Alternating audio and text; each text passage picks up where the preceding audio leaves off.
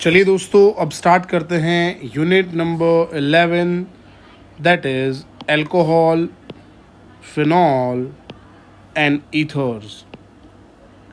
Organic chemistry का ये chapter अब हम स्टार्ट कर रहे हैं। सबसे पहले बात करते हैं इंट्रोडक्शन के अंदर। इंट्रोडक्शन में से बेटा हमें याद करना है अल्कोहल, फिनॉल और ईथर का डेफिनेशन दोस्तों हमें याद करना है।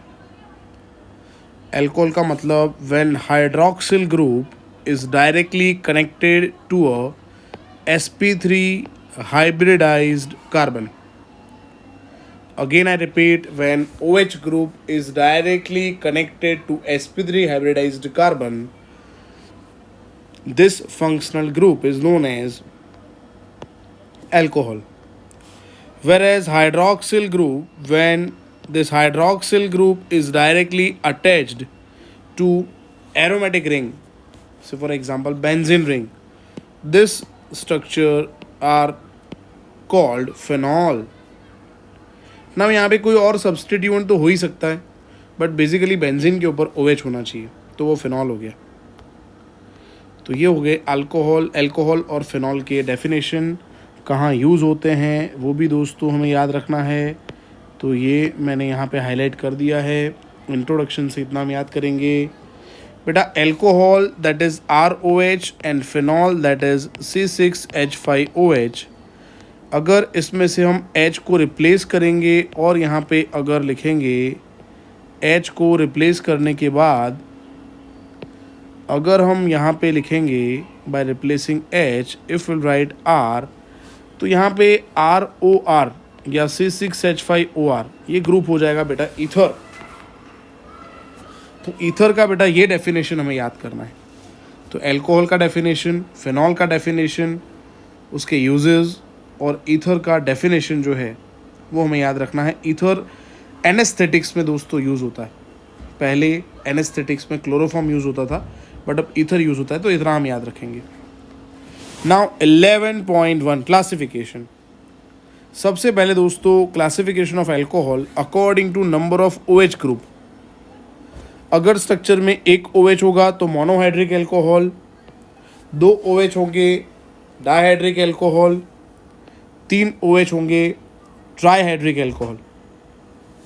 स्टूडेंट्स यहाँ पे ऑर्गेनिक केमिस्ट्री में इतना हम याद रखेंगे कि जितने भी इंटेक्स क्वेश्चन, एग्जाम्पल्स और एक्सरसाइज में क्वेश्चन है बेटा वो हम अच्छे से करेंगे, तो ऑर्गेनिक केमिस्ट्री में बोर्ड में हम बहुत ही अच्छा कर पाएंगे।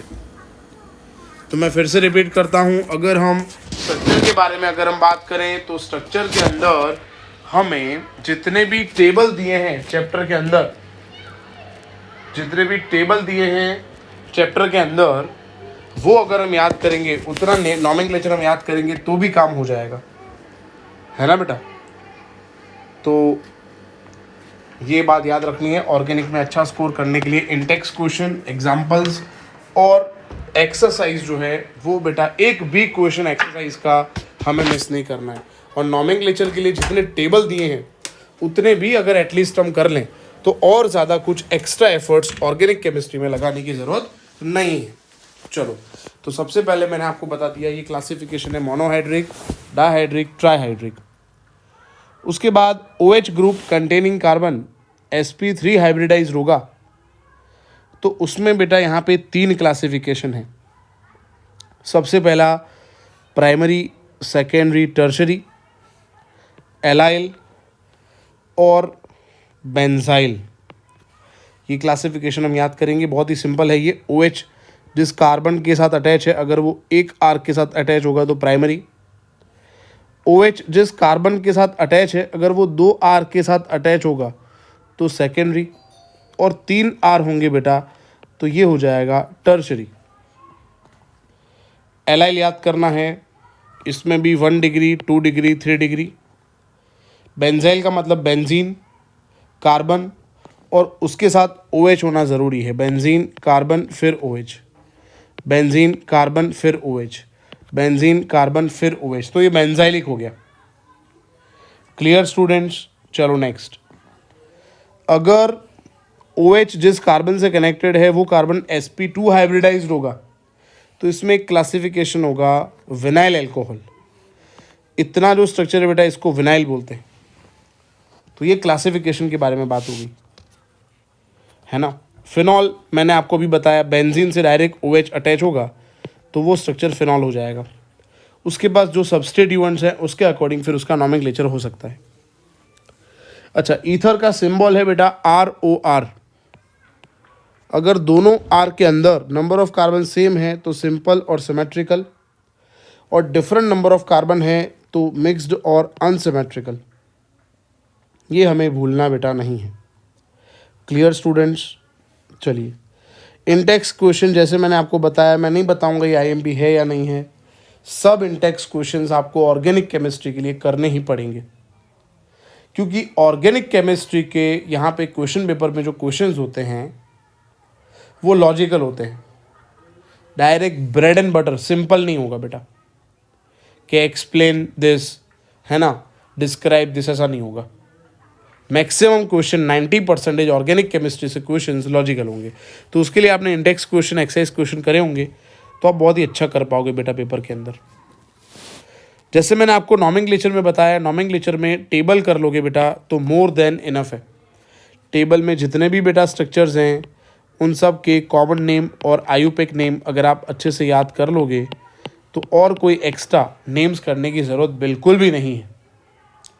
और बेटा और एक बात मैं आपको बता दूं कि ये पूरा चैप्टर मैंने शूट कर लिया है कब से, और यूट्यूब पे ऑलरेडी अपलोडेड है पूरा कंटेंट।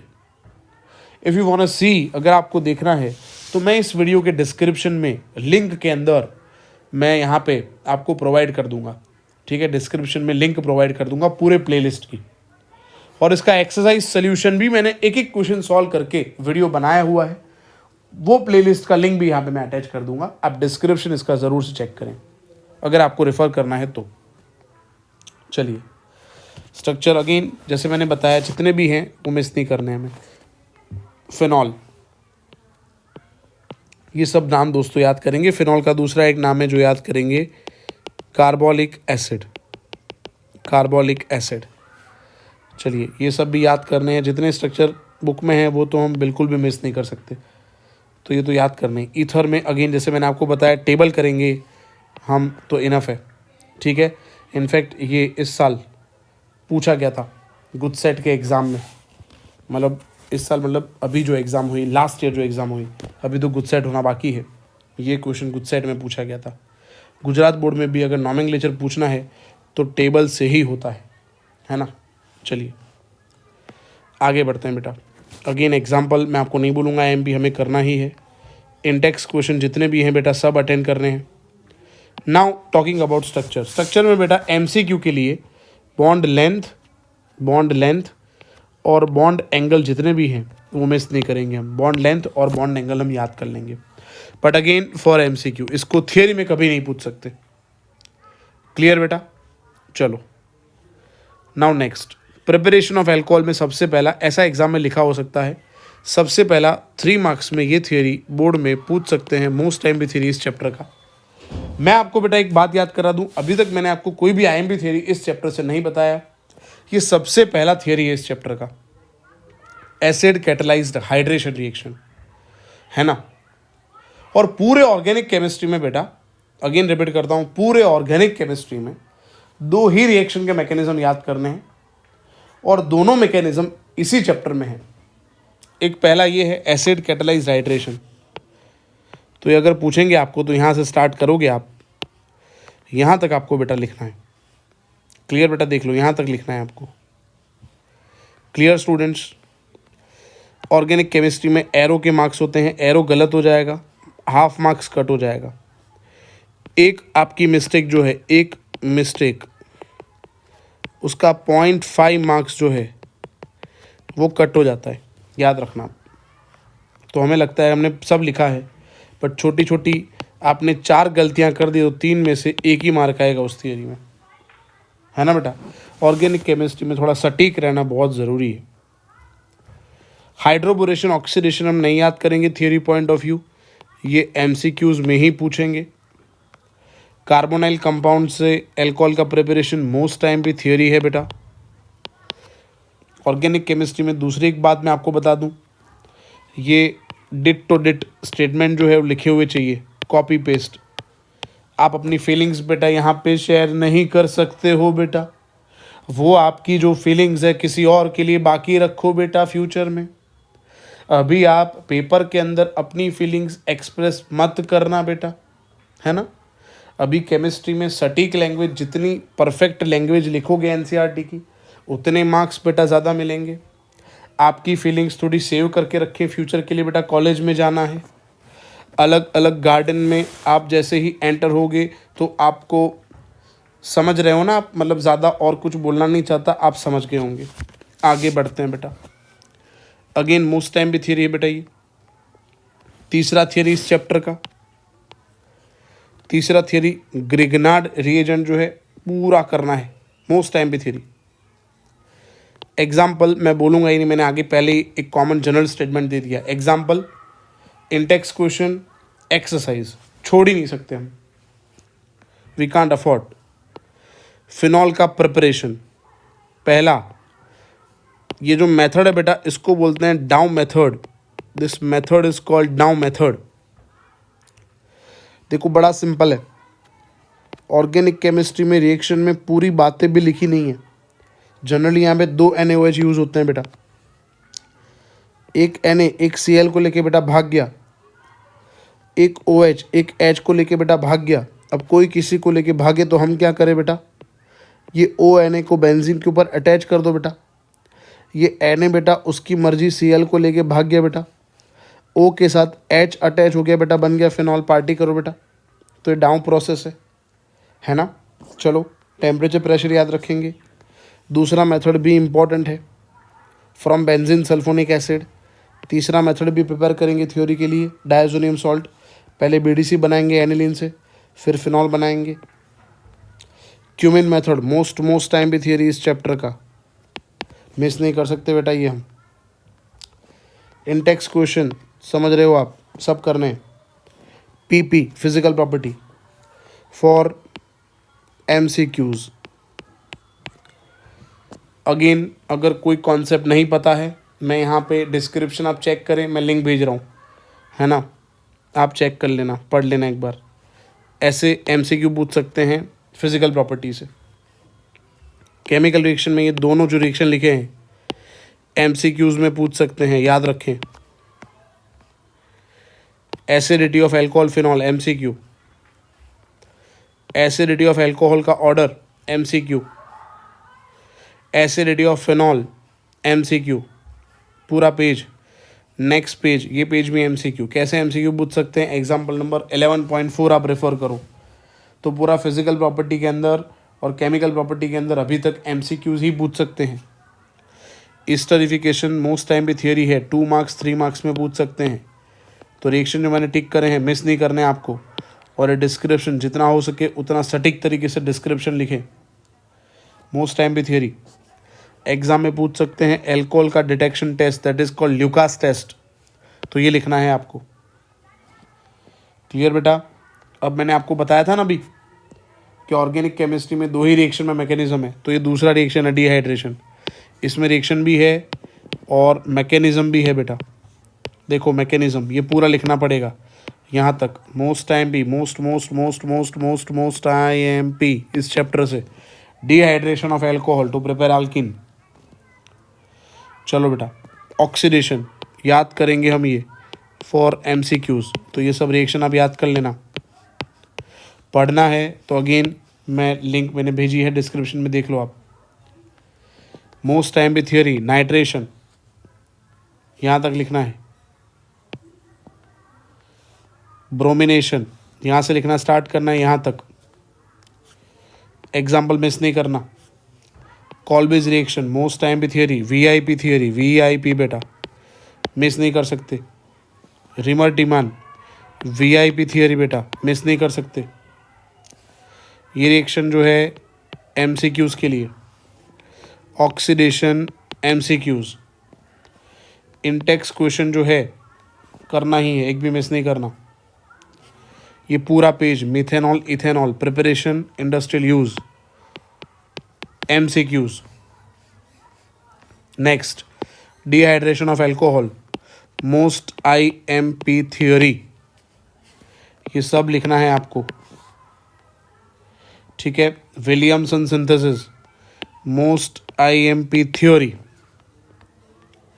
यहाँ तक लिखोगे आप। 11.6 most IMP example, physical property से क्या करना है, MCQs, केमिकल रिएक्शंस, पूरा टॉपिक MCQs। पर ये अब जो मैं आपको बताने जा रहा हूँ बहुत ही IMP है, 4 मार्क में बोर्ड में पूछा गया है। 11.7 इलेक्ट्रोफिलिक सब्स्टिट्यूशन में जो भी रिएक्शंस हैं सब MCQ, जितने भी हैं सब इंटेक्स क्वेश्चन, VIP है दोनों इंटेक्स क्वेश्चन और तीसरा भी। इनफैक्ट ये 11.12 तो बहुत बार कॉम्पिटिटिव एग्जाम में JEE नीट में भी पूछा गया है, गुजसेट में भी पूछा गया है। चैप्टर ख़त्म हुआ।